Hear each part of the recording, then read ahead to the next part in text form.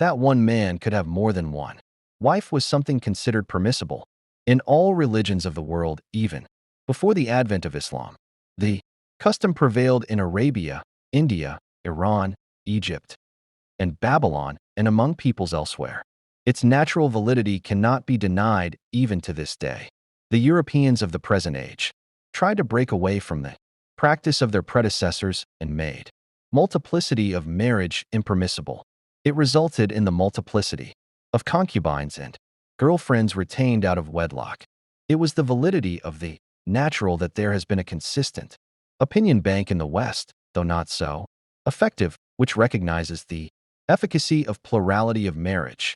Davenport, the well-known Christian writer, has deduced from the Bible that plurality of wives is not only favorable, but is a source of blessing from God.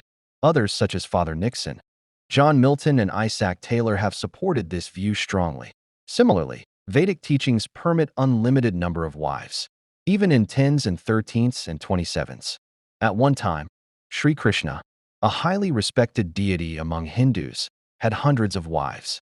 The Quran has permitted having 4 wives in marriage, which means that marriages entered into within this limit will be correct and permissible, but under such a contingency, that of having more than one wife, it will be obligatory, wajib, to maintain justice and equality between them.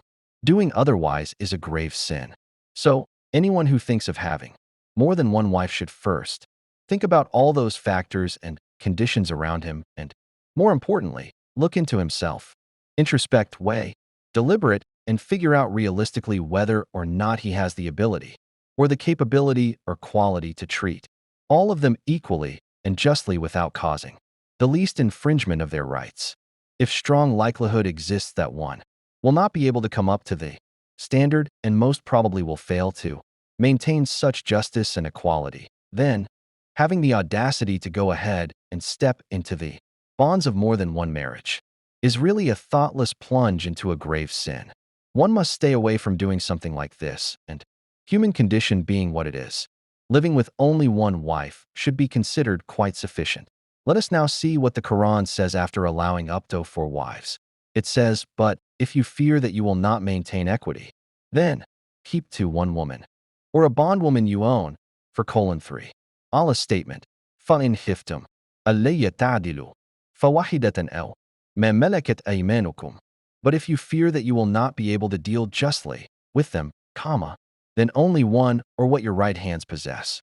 The ayah commands, if you fear that you will not be able to do justice between your wives by marrying more than one, then marry only one wife. So this shows Islam allow us to marry one wife, and approximately 95 to 98% Muslims have only one. Also, biblical figures like David and Solomon had more than one wife.